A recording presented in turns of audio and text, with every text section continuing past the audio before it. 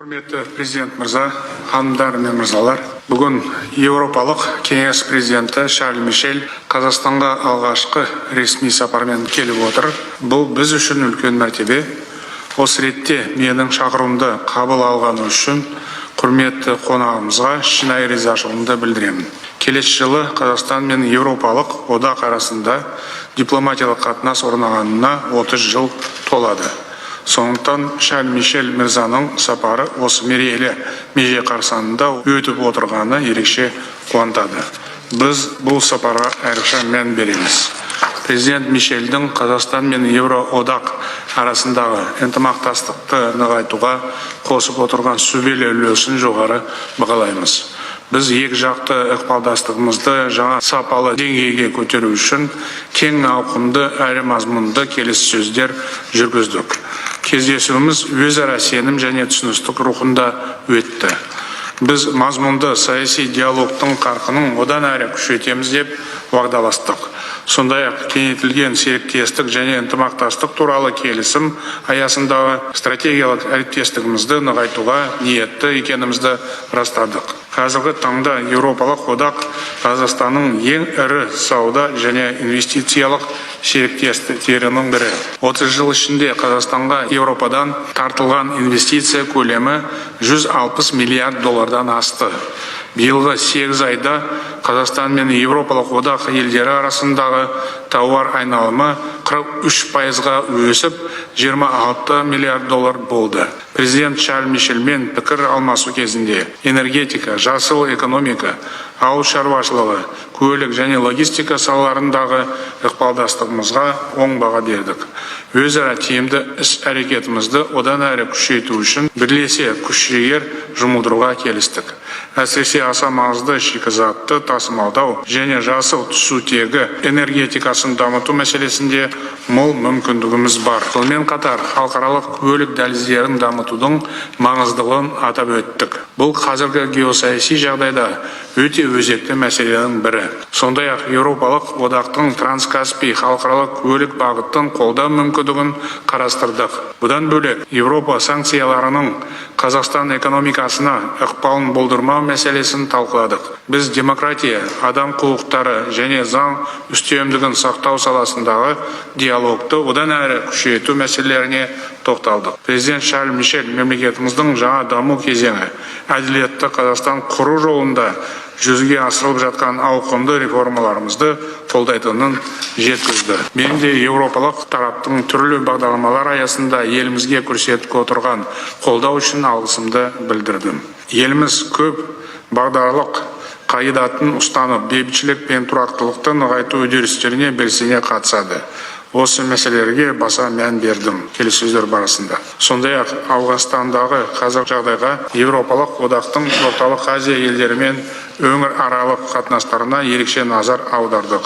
Осы ретте мен президент Чарльз Мишельге бүгін түстен кейін елордамызда C5+ форматында өтетін кездесуге қатысуға шақыруымды қабыл алғаны үшін ризашылығымды білдірдім. Алдағы уақытта біз халықаралық деңгейде күш-жігерімізді біріктіріп, үйлесімді жұмыс істеуге келістік. Жалпы бүгін келіссөздеріміз табысты болды. Біз ынтымақтастығымыздың басым бағыттары бойынша бірқатар келісімге қол жеткіздік. Чарльз Мишель мырзаның осы сапары Қазақстан мен Еуропалық одақ арасындағы байланыстарды нығайта түсуге өз үлесін қосады деп сенемін. Thank you, Mr. President, for your warm welcome. You mentioned it, this is my first visit to Kazakhstan, and it's a pleasure to be here in the country of free and hospitable people. Congratulations to the people of Kazakhstan on the Republic Day, marking 32 years since Kazakhstan proclaimed its sovereignty in 1990. We had a timely and wide-ranging discussion on the common challenges at this critical juncture. And one thing is absolutely sure, our relationship is strong and getting even stronger, and this is based on trust and mutual understanding. I will visit today the Algiers Memorial and I will pay tribute to the victims of totalitarian repressions. Ladies and gentlemen, Central Asia and Europe are coming closer together and becoming more and more connected. Kazakhstan is a crucial partner for the EU. Kazakhstan is an important player on the international stage and in the region. And I would like to congratulate you on hosting the first EU Central Asian leaders meeting.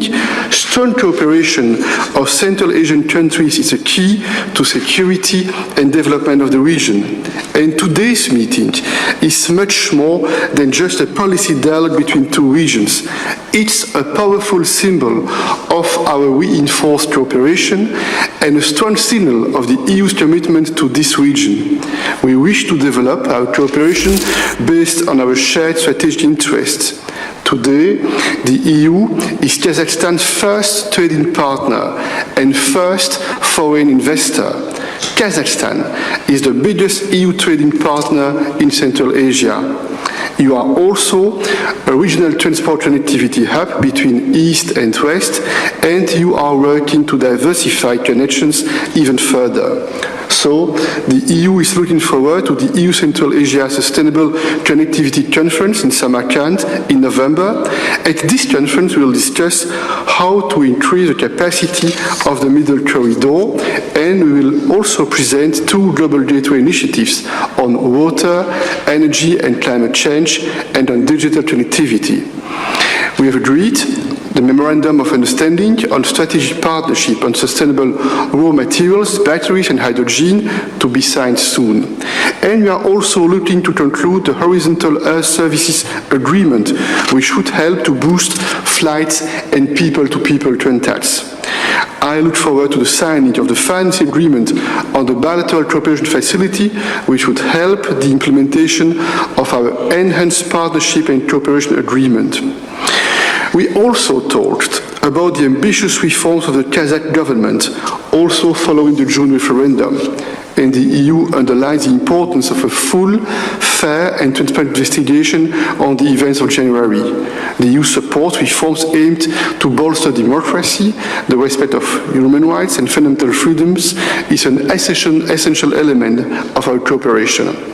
We also had a good discussion on improving good governance and anti-corruption. Ladies and gentlemen, my visit takes place at a difficult time for Europe and for the wider region. Russia continues to grossly violate international law and the UN Charter, and the EU stands firmly in support of the principles of territorial integrity. We have strongly condemned Russia's war of aggression, and we are committed to supporting Ukraine for as long as it takes. We've also imposed hard-hitting sanctions to curb Russia's war machine, and we are working with partners to ensure they are effective and not circumvented. Russia's war has also unleashed soaring commodity prices and a global food crisis, and we are working with our partners around the globe to address this. I would like to stress here once again that the EU sanctions against Russia do not target food or agricultural products. We also discussed Afghanistan. We all want a stable and peaceful Afghanistan. But things are going, in our opinion, in the wrong direction, and the people of Afghanistan are suffering. Girls and women's rights are being violated, and the economy is underdeveloped. Long-term stability can only be achieved through an inclusive process with the various political, ethnic, and religious groups. President Tokayev, your country is a bridge between Europe and Asia, and Central Asia is increasingly an important region in its own right. The more your countries cooperate, and the stronger the region will be. And recent global events brought EU and Central Asia closer to each other. Our close cooperation is even more important now than ever. I want to thank you, dear President, but also the Prime Minister and other ministers for your warm welcome. There is a lot of untapped potential, and let's work together to deepen our cooperation. I thank you. Жақсы, рахмет. Құрметті ханымдар мен мырзалар, сұрақ-жауапқа өтсек. Алғашқы сұрақ Франс пресс ақпарат агенттігінен. Добрый день. У меня господину Шарлю Мишелю вопрос. I have a question to Charles Michel. You have already talked about this, but we would like to ask a question. In the light of the war in Ukraine, Central Asia and Kazakhstan are suffering from the tensions and shocks in economy.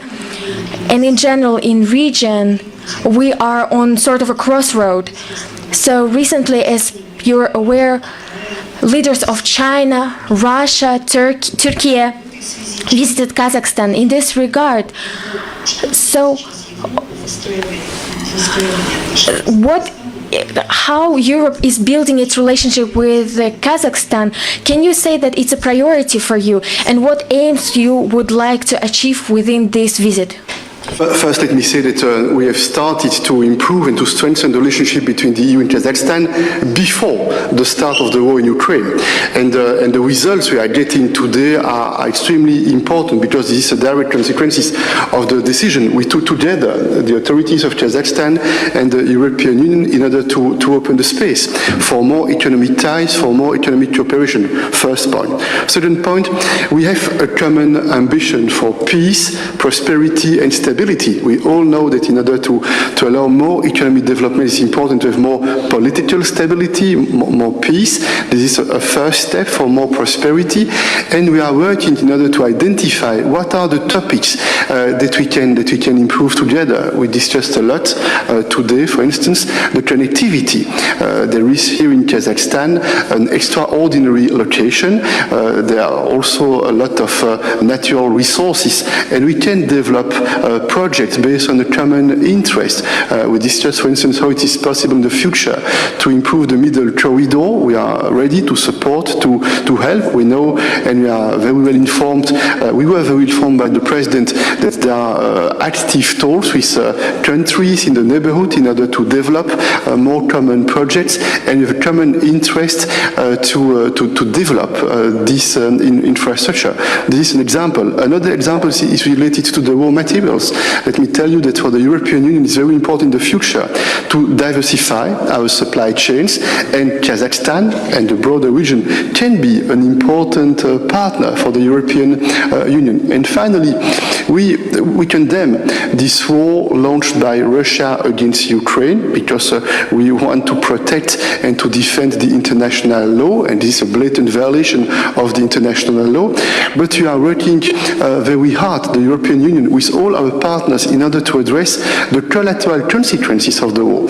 And there are two serious consequences for the world and for the economy at the world level. The energy crisis, this is a huge effect, and we are suffering in Europe because of this energy crisis, but at the same time we are also taking the decisions that we need to take in order to address this situation.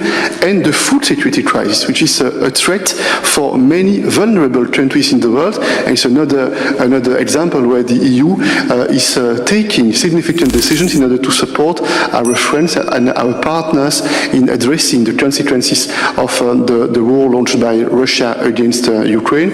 And once again, today and yesterday we had the occasion to identify what will be the common priorities in order to give an impetus to our teams on both sides and to make progress in the following months on very concrete and operational projects and measures. Рахмет. Осымен баспасөз мәлімдемесі аяқталды. Баршаңызға көп рахмет.